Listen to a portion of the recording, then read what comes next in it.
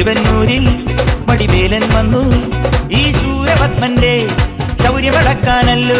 സേനാപതിയായി തിരുമുരുകൻ വന്നു പടിയാറും കേറിച്ച